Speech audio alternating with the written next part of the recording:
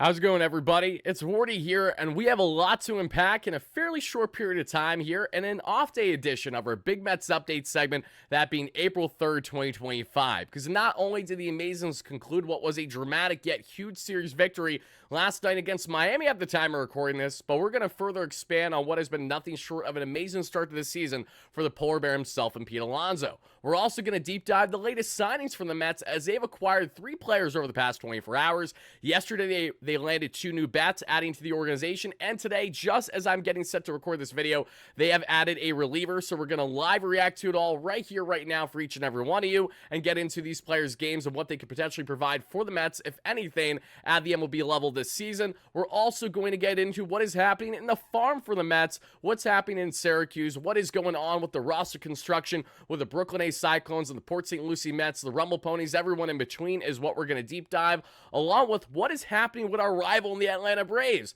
It's one thing to start the season 0-5 the way the Mets did last year and come all the way back from 11 games below 500. It's another to start the season 0-6, no, 0-7 at the time of recording this one, and it might get worse before it gets better there in Atlanta, so we're going to react to that as rival fans in just the next couple minutes here. And to wrap up the show, we're going to get into a series preview between the Toronto Blue Jays and the New York Mets, getting set for that homestand. So thank you guys kindly for smashing that like and subscribe button as you first chime in, letting me know all your initial reactions in the comments down below, as always, folks. And shout out to our amazing sponsor here at SeatGeek, because, folks, there's no better time to check out our amazing ticketing sponsor than right here, right now, if you want Mets home opener tickets or tickets for this homestand in general. Whether it's Friday against the Blue Jays around that 3:10 game that we're going to see for Game 1, the matchup, or maybe you're trying to attend the series after the fact for the homestand against the Marlins, the way that I will be there for April 9th, the series finale, that day game.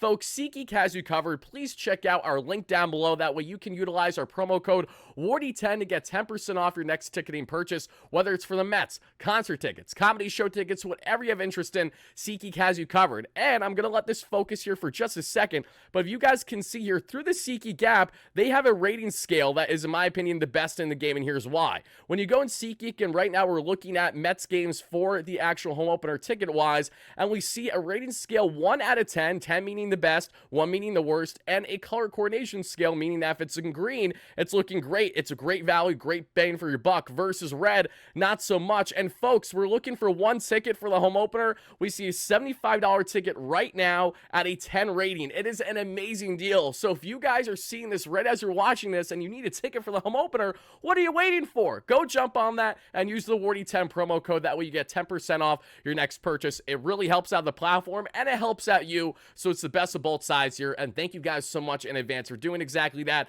and shout out once more to SeatGeek for being an amazing sponsor here on the platform. But let's get into this, everybody, and let's first start off by just expanding it a little bit more, in my opinion, on what was nothing short of a fantastic, a dominant series, and a really exciting start to the season for the polar bear himself and Pete Alonso. And as we expanded from our show yesterday and our latest post-game coverage, which I implore you guys to check out in case you haven't already, we deep dive the game 1 through 9, what transpired, all the ins, all the outs, and everything in between, and that series victory. But let's not forget what Alonso did. I mean, he was nothing short of absolutely dominant. And not only was it an impressive 3-for-4 game with a huge game-tying home run in the 8th inning, dead central, baby. He pimped it. He knew it. He got all of that one to give the Mets a tie ball game, and ultimately the victory. Alonso was carrying the team on his back during that series finale with 1 home run, a pair of doubles in which he scorched 3 baseballs at least 113 miles per hour, and the only one that he didn't hit, I'm pretty sure he hit at 107 miles per hour. So pretty darn impressive. He's hitting for all fields. He's going oppo, which is back to the 2022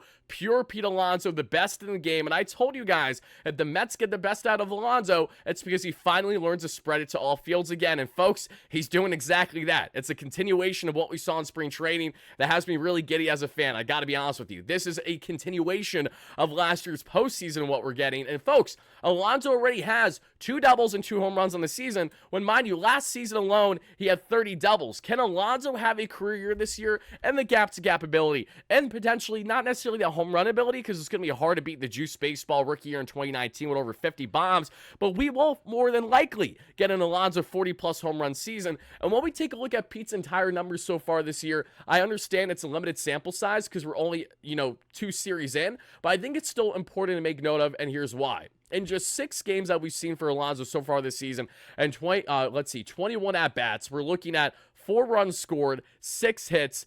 Out of those 6 hits, 4 of them are extra base. 2 of them are doubles, 2 of them are home runs, including that Grand Central Grand Salami that he raked in the 10-4 Game 1 victory for the Mets over the Miami Marlins. 8 RBIs already on the year, and we're looking at 5 walks. A 286 average, a 423 on base percentage, a 667 slug for over 1,000 OPS. Now, I understand Alonso's going to go through the ebbs and flows throughout the season, just like any other batter. I'm not expecting him to keep this up consistently throughout the course of the year, but my goodness, my God, my gracious, if he gets any more close to keeping this up whatsoever, the Mets are going to have themselves a massive year from Alonso, surpassing his previous career year and RBIs, as well as maybe the doubles. I don't see it being the home runs, but I can see Alonso having a career in doubles this year. He's going to have so much opportunity to drive in runs and being a lock as a number 3 hitter where he's guaranteed, finally guaranteed, that first inning at bat every single game. The way that he missed that first inning at bat so much throughout the respective years in his career leading up to this point. Again, it took a while to get here, but we're finally here. The Mets have enough power in this entire lineup to justify Alonso being a 3-hole with Lindor and Soto ahead of him. And we know that Lindor still needs to get right. It's a slow start to the season. Color me shocked. Again, far from it. But in the case of guys like Vientos, who obviously are still trying to get in a groove after a rough start to the year, Nimmo has been good and bad. He's had the home run heroics while he's had some frustrating double plays. I understand it's the nature of the game. They're not going to be perfect every time. But if you guys are not encouraged by Pete Alonso's roaring hot start, a truly amazing start to the season, then I don't really know what else to tell you, because he is not only as advertised, but folks, it looks like we're getting the most confident and the most comfortable Alonso that we have seen in a hot minute. I did not see this at all last year. If you guys can find me one single game in the regular season where Alonso was more impressive than what we got in the 3-for-4 game, going opposite field twice, if you want to call the dead center home run spreading for all fields, that's great. And I'm absolutely in favor of that, fitting our narrative for spreading all fields for that matter. But I cannot recollect one single game in the 2024 season, in the regular season, that Pete Alonso impressed me as much as he already has throughout 2 big games in Miami. It's one thing to hit the grand slam, which I believe was the 4th of his career. It's another to give you a 3-hit game with multiple doubles and a game-tying 3-run shot in the 8th inning, putting the team on your back when it matters most. That is Pete Alonso. And folks, I'm absolutely pumped up to see the production that we've been getting from him. Let me know in the comments down below, what is your excitement level and how encouraged have you been by Alonso to begin the regular season? Because now, folks, as we get on and not just talking about what's going on with Alonso, let's also break down and talk about what is going on with the Mets' latest moves. Because like I said, they have made some moves, everybody. They made some interesting moves, to say the least. Moves that I wasn't at all expecting, and I don't think anyone else either was. But guys, let's talk about the 2 signings that the Mets made this past day. I apologize. I realize audio probably just ran for a second, so if you had jump scare for just a hot second there, I sincerely apologize. But now let's minimize this. Let's show you guys who we're talking about now, because, folks, we're talking about Niko Goodrum. We're talking about Niko Goodrum and another bat here in a second. You guys remember the name Niko Goodrum? Yeah, I do too. This guy was a former top prospect that we saw back in the day with the Detroit Tigers, now already at the age of 33, which is crazy to see. I remember playing MLB The Show and expecting Niko to be like the dog, and he just unfortunately never blossomed into being the talent that a lot of people at the MLB level expected him to be. We're talking about 2 former Houston Astros bats here, including Niko. So let's get into why the Mets signed him to this minor league deal that we see, and why it wouldn't be shocking if you do see Niko get an at-bat or 2 with the Mets this season at bare minimum, and here's why. Goodrum has struggled with the consistency with the bat his entire career. At the age of 33, Goodrum spent this past season with 2 different organizations, and in 13 games and 33 play appearances, he did not have much to show. He was a -10 on the WRC+, so he was horrendous. The year prior, in 2023, however, he actually played in the KBO in the Korean Baseball League, and in 50 games, we saw him hit a 295 average, a 373 on base percentage, and a 387 slug for a 114 WRC+, so 14% better than the average batter in the KBO. The year before that, in 2022, with the Astros, limited sample size, again, really couldn't hit a lick at the MLB level, because why, folks? You don't add Niko Goodrum at all for his offense because he doesn't have it. You add him because of his defensive versatility. Niko Goodrum, who's been around the block, who's been in the league for the most part since 2017 when he started with the Minnesota Twins, actually, he's played pretty much every single position. He's played 7 different positions, and last year alone, he had reps in left field, first base, third base, second base, and shortstop, and that was all, mind you, while playing 13 games. So I can see how Nico really wasn't able to get the bat at all to the level he was hoping for, because he was thrown in what felt like a different position every single day out there. So that is what you're getting in Nico Goodrum. You're getting a defensive specialist at his absolute best who can play multiple defensive positions. Superior, he's been a plus defender pretty much his entire career up until this past season, and I really just think it was because he only played in a handful of games, and he played every position, essentially, in that 13-game stretch. It was like they threw him out in a different position every single game. So Nico adds more depth to Syracuse, as well as stability for the Mets on the defensive front, if, say, they need a backup utility option for them that is beyond what we had just talked about, especially in the guys in Luis Angel Acuna, Brett Beatty. They do not perform to caliber that is even MLB level defensively. I know Acuna will. Beatty, we know, has a defensive upside too, but he can fluctuate a bit as well. So not that I'm expecting Nico Goodrum to get much at all playing time for the Mets this year, but they brought him in and they added him to Syracuse for a reason. So that's why I'm just reminding you all, don't be surprised if you do see Nico given a defensive opportunity at minimum at some point throughout the course of the season. And now let's get into a guy that has a lot more offensive upside and a guy that very well could be given an opportunity with the Mets this year if injuries occur or if he's just on an absolute tear that we see in the minor leagues that could warrant a call-up, even if it's only for, say, a couple weeks at a time. And that is going to be Mr. Jon Singleton. This is a really interesting pickup for me. If you guys don't know 0 for 9 in this series. I apologize. The audio, I always had running at first when I'm first running the highlights, so my apologies for that. But Singleton is a guy that was tearing the cover off the ball that we saw with the Houston Astros this past season. And it wouldn't shock me if we saw more of that.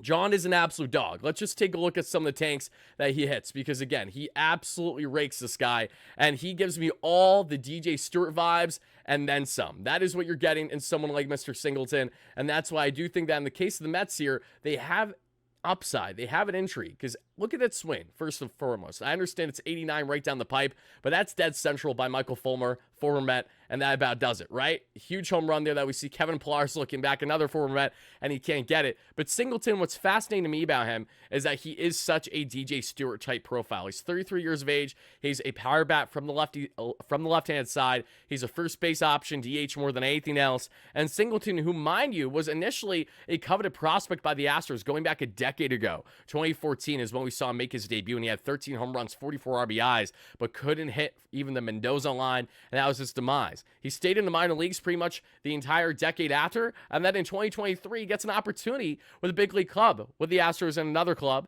and he doesn't do too much there, and then out of nowhere, an opportunity presents itself for him to get a lot of first base reps for the Astros last season, and he maximizes it, and you got to give him credit. He makes the most of the opportunity, so much so that he hits 13 home runs, 42 RBIs, 46 runs scored, a 234 average, a 321 on base percentage, and a 386 slug for a 105 WRC+. He was 5% better than the average batter in baseball, and the Mets are now going to have him stored in AAA. This is awesome, because between him and Jared Young, who is the other like backup first base option that the Mets signed this past offseason, that split time the past year in the KBO and in the St. Louis Cardinals affiliate, you're adding more depth here. And this is a guy that the Mets have to call up in a pinch because, God forbid, let's say the Mets face an abundance of injuries at the DH position. Let's say Marte's legs fall off. Let's say Winker just unfortunately is out on the 15-day IL for whatever reason. This is one of the bats that the Mets would probably consider right away to, in the interim, fill that role, because especially in platoon situations against mainly right-handers, Singleton has serious power, and he has a very good eye at the plate. He's actually has a similarity to when you think of the Vogelbacks and the Stewarts of the world. When they're right, they really do command the strike zone well, and they are taking their fair share of walks. We remember when DJ was like Barry Bonds for a couple weeks, a couple years ago for the Mets. Singleton has the ability to have a similarity in connection to the DJ Stewarts and hopefully a lack thereof and the Daniel Vogelbacks. But he is another big, hefty first base option for the Mets to consider that has power from the left side, and it is never a bad thing to have this kind of MLB quality player stored at the minor league level when, mind you, Singleton could be on a team right now and probably getting more consistent reps. So for the Mets and where things stand right now, he is going to be stored in AAA. In my opinion, the latest DJ Stewart-esque profile, even though you're not going to put him in the outfield, but you should have never put DJ in the outfield to begin with either, because of the same exact reasons. He's not really a good outfielder. So that is what we saw on the batter end, everybody, but on the pitching end, mind you, this happened just as I started to record this video, and let me break it down for each and every one of you. The Mets have officially signed a reliever, Jose Marte. Another Marte enters the fold here, this time Marte, formerly of the LA Angels, to a minor league contract, and he's coming back off a shoulder injury, so that makes sense as to why the Mets signed him, and they have landed him on a 2-year contract. So the Mets clearly are landing him with the purpose of seeing the upside that they could get someone like him when he's healed up back from injury. And I like that in the case of Marte. And if he doesn't work out, no worries whatsoever. You just cut him and you go on from there. In 19.1 innings over 14 appearances last season for the Angels, Marte posted a 2.33 ERA with just over a 4.5 that we saw and a 1.24 whip, and striking out 10 batters. He has a fastball that is high octane that we see sits right around 97 on the gun, so he can touch the upper echelon of the 90s. That's great to see. And this Mets pitching lab that really could be a diamond in the rough. This could be something special when he gets back from injury, because as we may note, he had shoulder surgery last September and he's working his way back as we speak. He also has a 96.3 mile per hour sinker in the arsenal, and along with those pitches, he also has the slider, which he utilized nearly 40% of the time in 2024, and a changeup. Throughout his career, Marte doesn't have the sexiest numbers whatsoever. He's posted a 5.56 career ERA and a 1.78 whip and 41 strikeouts and 43.2 innings across 39 games. So there's definitely more work to do when we talk about someone like him in the case of Jose Marte, but he is yet another arm that the Mets are now adding to the lab that's ramping up back from injury, and maybe they can really get something cooking out of a guy that didn't thrive too well in the Angels organization, but that's because the Angels don't know how to develop pitching if it smacked them across the face left, right, and center. That's why Griffin Canning, don't be shocked, should he inevitably have the best season of his actual MLB career to this point with the Mets, not only on his utilization, but also on how they refound and reworked his arsenal.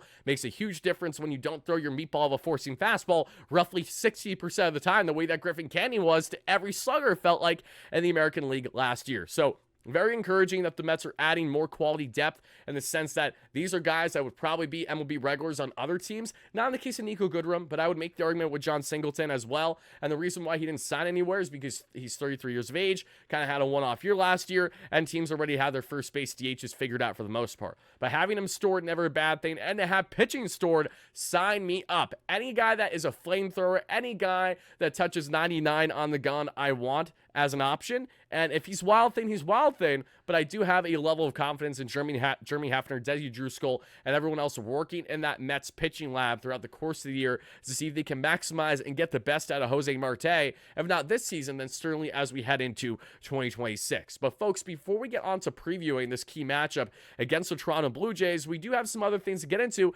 including prospect reports. So let's get into what has happened on the prospect end, everybody, because we did see this past day the Syracuse Mets defeated the Rail Riders by a final score of 5-1.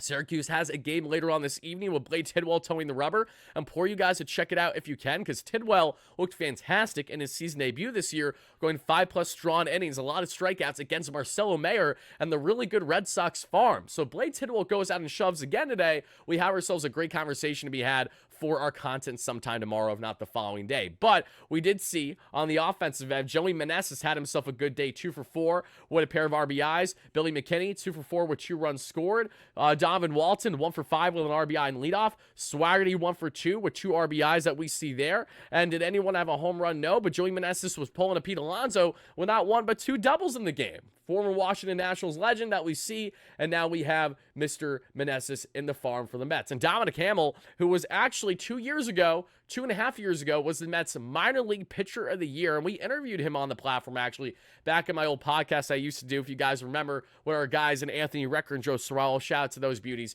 They're the absolute best. Anthony Recker, former MLB player and current MLB Network analyst. Joe, good buddy of mine as well. The only reason why we didn't continue the show is sadly our schedules just didn't align at all in 2023 as the season went on, and the Mets had a putrid year, so it was kind of the nail in the coffin for us. But Dominic Hamill, after having a very underwhelming 2024, so much so that the Mets had Hamill, I believe, exposed in the Rule 5, or at least were considering it, Hamill stays in the organization, 5 innings, 2 hits, no earned runs, no walks, 3 strikeouts. That is huge. Great step in the right direction. Anthony Gose, the southpaw option who I love, who throws absolute gas and is a former outfielder turned reliever over the past number of years. Ghost went 2 shutty, allowed a walk and a hit, but that's it. And Austin Warren, who a lot of people in the Mets farm are excited about, did allow 1 earned run across 2 innings there, but for the most part, pretty solid work. And Dominic Hamel, not discouraged at all to see something like that. And we do have some more notes as to what was actually working for Dominic Hamel and his arsenal in that specific start,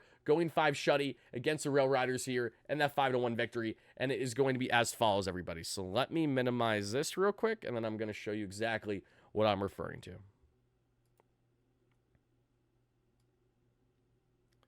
Can we move this to the side? Is it going to let me? There we go. Oh, move too much. There we go. All right. Shadow Joe as well, friend of the platform. Dominic Hamel's first stars in the books that you see there. He had 38 strikes on 57 pitches. That's really efficient. He threw 6 different pitches according to StatCast, and the fastball topped out at not even 94, which is not ideal. He's going to have to work, obviously, with his more off-speed and breaking pitches because that sounds like a meatball unless it has good shape. Good sign on the day, on 39 degrees that he threw at 67% strikes. So very, very good, a very effective outing that we saw from Dominic Hamel. And we have some updates to get into, not only on Dominic, but also on the pitching front in general before we talk a little bit more on the rosters. And Carlos Mendoza spoke to the media this past day himself and made it known that Montas is currently home as his wife is expecting birth. So again, congratulations to the Frankie Montas entire family, doing their best Lindor impression out here, having kiddos around the same time. But thankfully, Frankie has started throwing and played catch from 60 feet. So that is a step in the right direction for Frankie Montas as he and Sean Manaea are trying to ramp back and return this Mets team as soon as they can. Manaea already had a setback, sadly, so he won't return any sooner than probably Montas right around the end of May, early June at the earliest. What we also saw, though, everybody, which I would love to share with each and every one of you, is some of the rosters. As you guys see here, the Brooklyn Cyclones, and shout out to Michael Mayer, who does a great job of Mets Rise, especially covering prospects. This is more of his bread and butter than anything else. Always reporting about them, always talking about them, similar to Joe DeMayo in that sense, just not with SNY, with Mets Rise, which is a solid blog.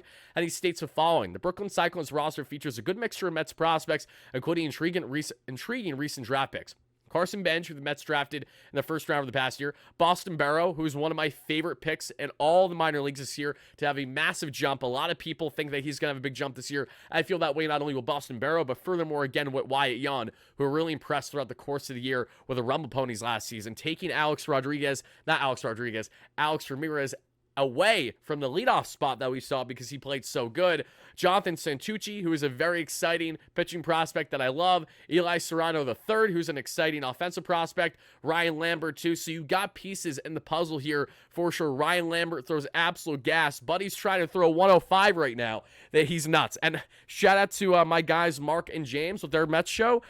They interviewed Ryan Lambert back in the offseason, and Ryan had a story of he eats like an absurd amount of raw eggs in the morning, like to do everything in a regimen to kind of be as bulked up as possible and throwing as much gas as possible. So pretty funny, pretty cool. But shout out to Ryan Lambert and shout out to Mike Mayer for the breakdown there. Because now as we take a look at the Port St. Lucie Mets roster, everybody, let's get into it together. And this is exciting. Why? Because Matt Allen's on the list, guys. Matt Allen, who the Mets drafted all the way back in 2019, who hasn't played a professional game for the most part since, is finally out there. He's throwing gas. He touched 99 that we saw in the early goings to spring training this year as well. And he will begin things in St. Lucie and work his way up. Finally going to be seen in game action. So pumped up to see how quick or how slow things will be for him as he gets ramped up throughout the minor leagues. But some other notable names that I'm looking on this list right now that stand out to me personally. Let's go through the list when we look at the outfielders. AJ Ewing, Willie Fanas, who was a IFA signing a couple years ago.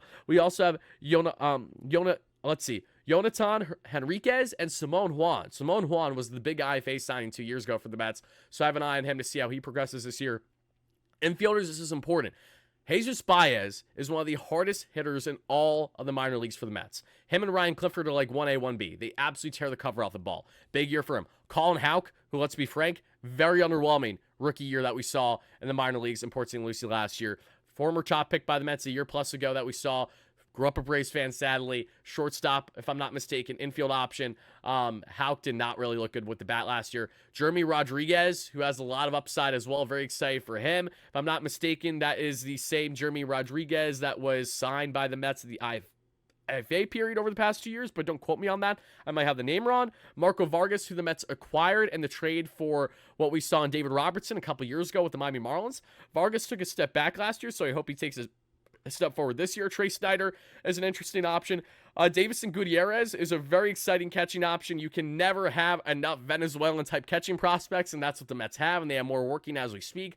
Gutierrez, a lot of people in the organization are bullish that he's going to make great strides in the right direction this year. Then when we take a look at the Beans and Rummel ponies, and the only reason why I say that is because among the pitchers, I'm not going to sit here and act like I know all of them comfortably. There are some pitchers in here that I'm going to talk about more as the season goes on with them standing out and what's working well for them. I'm not a huge expert when it comes to especially A-ball, when it comes to certain St. Lucie Mets, so I apologize for the lack of knowledge there, but I'm not going to lie to you. Let me be honest. I'm a diehard fan, and that's what it is. So as we look at the preliminary roster here, for the Rebel Ponies, we have a lot more guys that I know on this list. Trey McLaughlin, just to name a few here. Noel McLean, who I think is going to be one of the best pitchers in all of the Mets minors this year. Hunter Parsons, who I've always had a soft spot for since the Mets have acquired him. Jonathan Pintero, who I like a lot that we see. Jonathan, who was an absolute dog last year, like Brandon Sproat, and to a degree, Nolan McLean. Carlos Guzman, a lot of people in the organization like as well. We also see Jonathan Corneli, who's going to be an interesting option on the pitching end too.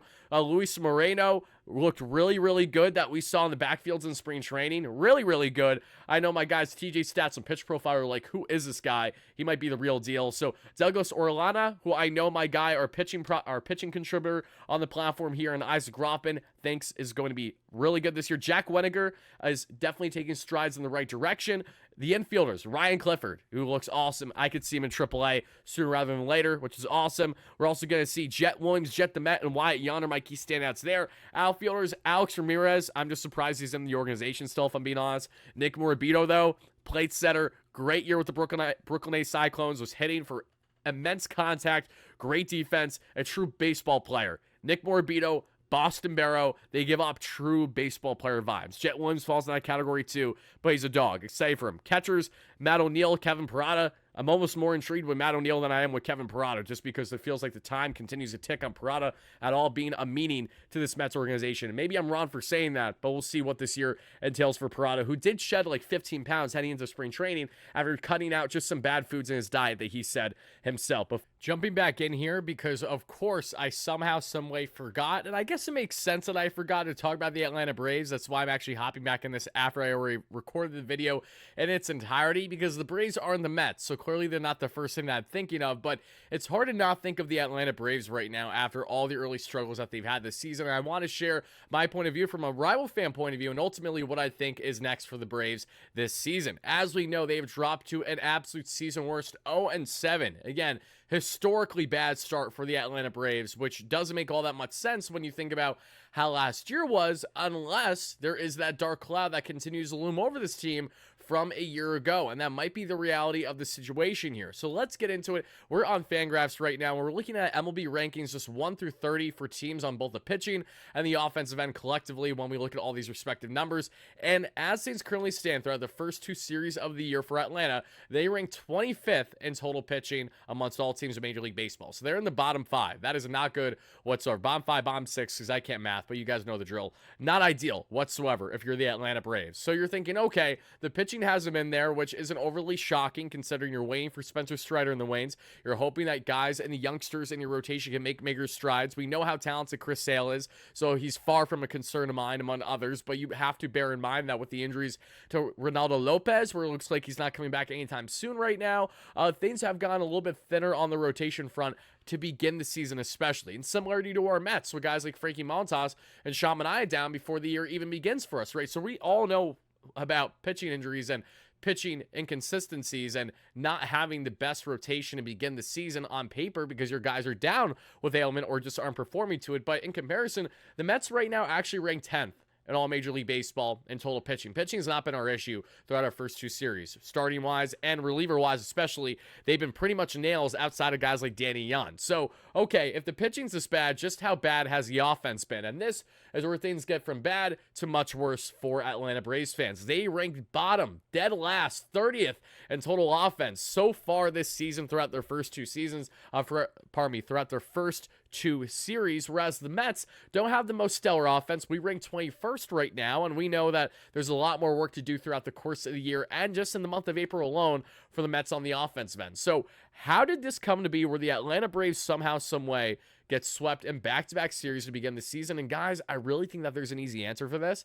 I don't think that we should be overthinking this too much. The San Diego Padres and the LA Dodgers are 2 of the best teams in the National League, not named teams like the Phillies, the Mets, the Braves, out of the NL East especially. This isn't a slight on my teams in the Central, but they have to prove it that they're going to be better than some of the big-headed monsters that we have in the NL West and in the NL East right now. I think that goes without saying. But when we look at how their season began, guys, the Padres in a 4-game set is not an easy thing. Yes, do I think that they should have at least won 1 game? For sure. The fact that the Braves are 0-7 is an absolute embarrassment. It's a joke to them, for their fans, of course. And as a Mets fan, I'm not complaining about it by any stretch. What do you mean? Oh no, the Braves actually have a terrible start to the year. Maybe they won't make postseason. Never going to complain about that as a rival fan. But what I'm here to tell you is I am not thinking or believing for even a second that the Atlanta Braves will not be a playoff team this year. I don't care that they're starting 0-7. We went through this with the Mets, which a much less talented roster through and through 1-9 last year that started 0-5 and 11 games below 500. If the Mets can get out of the rut that they got in last year, I have all the utmost confidence and belief that the Braves will do the same, and here's why. They played the Padres and the Dodgers, okay? Yes, we can rag on them all we want, and we'll continue to do that because it's never a bad thing to see your rival team getting crushed the way that they've been to begin the year and demoralized the way that they've been. But to have your offense universally down this way after a year where a large contingent of their offense was down on offensive numbers, do you have to make a drastic coaching change should things continue? Maybe will Brian Snitker really hate him up? Will they make a drastic managerial change should this team find themselves 10-plus games below 500 before we know it? That might, in fact, become a reality, but folks, all it takes is a couple winning streaks throughout the course of the season, and this Braves team will be right back around 500. I do not believe that this is going to be a situation where we enter the month of June and the Braves are still in the same exact position that they are now. I am so confident that the Atlanta Braves will get back to being a better team this season. They will get in a groove with their offense. When Ronald Acuna Jr. returns, that's going to be massive of a spark plug for them. No, it'll not be too little too late on the season. And if we've learned anything with rivals in the NL East over the years, we know how these stories go. We know what can happen at least. You think 2019, the Washington Nationals, a putrid start in the first half, and they go on all the way to win it all with a 19-year-old Juan Soto helping lead the charge on that front against the Astros there in the dance. We then fast forward to 2021, Atlanta Braves, putrid start that we saw first half of the season. A lot of things not going right for them. They started that year 0-5, if I'm not 0-4 or 0-5, one of the two, if I'm not mistaken. And then they go out, make huge splashes at the trade deadline. They bring back in Aaron Duvall, they bring back in Jorge Soler, and they bring in Eddie Rosario, if I'm not mistaken, if he wasn't there already. Jock Pearson, I know they had as well. Maybe Eddie was there. Regardless, they made a lot of key offensive splashes. They did exactly what they needed to do, and they rided that momentum into postseason play where they ultimately won it all that season. How you start is not how you finish. It ain't one of those things where, okay, this is a sprint and that's that. This is such a marathon of a 162, so that's why I want to emphasize this here, everybody. So I'm curious to hear from you Mets fans. What do you think is next in store for our rival in the Atlanta Braves here? If you're a Braves fan seeing this, let us know. How are you feeling? How gutted are you right now? Because listen, to all the schmuck Braves fans that went out of their way last year to talk and belittle down on us Mets fans for going 0-5, 11 games below 500, a nice slice of humble pie doesn't hurt every once in a while. I'm not complaining about it, but I'm telling you, I will be absolutely floored if the Atlanta Braves do not get it together at some point this season. It's just so hard for it not to work because there's way too much talent on this roster and every facet, including the 1-9 in that lineup when healthy. To think that Matt Olson, to think that Austin Riley, to think that Ozzie Albies, to think that when healthy, Ronald Acuna Jr.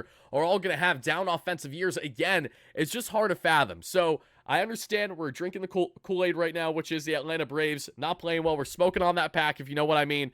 But it doesn't change the fact that how the Braves look now is not indicative of truly how the team is. And that's why I fully expect them to get better. And I expect this to be nothing short of an absolute dogfight throughout the course of the 162 between the Mets, the Atlanta Braves, and obviously the Philadelphia Phillies, with the Washington Nationals nipping at the heels. They're going to be annoying. They're going to be good this year. And the Miami Marlins being the Marlins, where even though they're the Marlins, they're still going to be a tough team to play against at times because either your team's underperforming or they just have a lot of guys balling out that you're like, okay, we can't handle small ball. We can't play defense, i.e. that entire series against the Marlins this past one. Regardless, folks, let me know your thoughts down below on everything going on in Atlanta. Folks, that about does it for the prospect updates as of now. So before we wrap this one up, let's conclude the show by getting into what is happening with the Mets matchups here against the Toronto Blue Jays, officially beginning tomorrow at the time of recording this one. And let's just get into it. Blue Jays, game one, everybody. Mets, Toronto, the matchup is as follows. We got Kevin Gausman, who, if you guys don't remember, the Mets sent a larger offer to than anyone else a couple off seasons ago, but he said no and took a little bit less money to go to the Toronto Blue Jays. That's a fact. The Mets tried to land both Gausman and Scherzer, not just one or the other. Hilariously enough, now they're both in a rotation for the Blue Jays, but in a very Max Scherzer fashion. He's already injured to begin the year because Buddy has not been healthy for the past 5 seasons now. Gausman versus Tyler McGill is going to be an intriguing game 1 matchup. See how Tyler does, as well as to see for Gausman, how deep in the game does he go against the Mets at Citi Field. Because game 2, in my opinion, is the most intriguing pitching matchup of the series. Maybe not the best on paper, but in my opinion, the most intriguing because you have Chris Bassett returning to Citi Field, as we know, and when it comes to Seabass at Citi Field, can either be great or can be terrible if we think of that wild card run, obviously. In the case of Bassett, though, I've never had ill will with him. I actually really liked him during his time with the Mets outside that playoff run, obviously. And Bassett, the Grizzly veteran, he's facing off against Griffin Canning. Canning's looking to piggyback off of what was a rock-solid Mets season debut that we saw in Houston. Let's see how he fares against another team that saw him plenty last year in the Toronto Blue Jays, which then leads us to Game 3. On paper, the best pitching matchup talent-wise, but in my opinion, I think Game 2 might be the most entertaining into what we're looking for. Maybe I'm wrong. We'll see. But I think Bassett, we got to try to tee up big time early. He throws the kitchen sink. He's got what feels like a million pitches, but you got to tee him up. You got to try to get him off his game early. And then Canning, let's hope that he gets himself in a groove, gets some nice swing and miss there, and just induce those ground ball outs. In the case of Game 3, it's Bowden Francis, David Pearson. This is all the makings to be the quietest game of the series offensively. Bowden Francis is a dog in the making, a young right-hander for the Blue Jays who shut down the Mets last year and what was a not great series in Toronto if it wasn't for Francisco Lindor with a massive home run late in the game when the backs were against the wall right towards the end of the season to be the difference maker. If it wasn't for him, Bowden was cruising against the Mets that entire start, but that one mistake would be the difference, and thankfully the Mets won that game in the end. David Pearson looked very sharp that we saw so far in his season debut this year.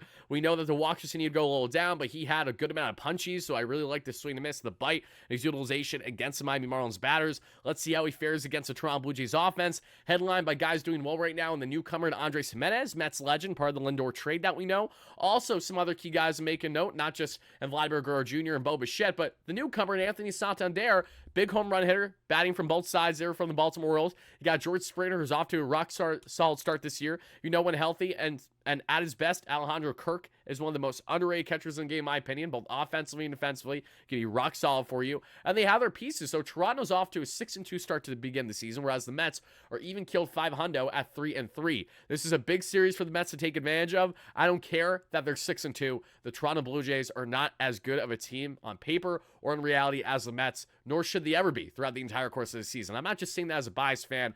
It's a reality. So if the Mets do not win this series, I will be discouraged. I will be bothered. It's the first homestand of the year. It's going to be a packed crowd. People are selling probably what feels like things that they probably shouldn't even be selling just to get tickets for that home opener because of how desperate they want to be there, understandably so. Like I said, I will not be there for Game 1, but I will be there in the homestand for the series finale against the Miami Marlins. So be on the lookout for that, everybody. We will see what the weekend entails weather-wise because we know not the best weather at Citi Field. If it's windy, if it's rainy, if the sun isn't out, if it's not going to be beyond 50 degrees. And night games, we know how chilly could be for that Saturday game. Don't be shocked if the offense fluctuates, but here's to hoping that we can get ourselves a big, comfortable series victory against the Blue Jays to set us up brilliantly there for the series afterwards, again, against the Miami Marlins. But folks, that is going to do it for our latest Big Mets update segment. I hope you enjoyed this segment. If you did, please let us know all your key takeaways in the comments down below. Thank you kindly for smashing like and subscribe on your way in and on your way out. And be on the lookout, folks, as we're giving away a Mets jersey of whatever player you currently want on the roster. And all you have to do to enter is by simply heading over to what we're going to see here on the platform by hitting the subscribe button. Once we hit 33,000 subscribers, in which we're just over 500 away now, we're going to be giving away that jersey a week after that point in a live show that I'll let you guys know well in advance on the community tab what game, what post-game show it'll be, that we're going to be randomly selecting someone in the live chat to make it happen. We've already given away a Juan Soto jersey, of a different color, and a Juan Soto shirt jersey this year. Everyone wants Juan Soto related things, but every new 1,000 subscribers we hit here on the platform, we give away a new Mets jersey because I love you guys so much. So thank you again for the support. See you all in the next one. See you tomorrow for post-game coverage at minimum, and let's go Mets, baby. Peace out.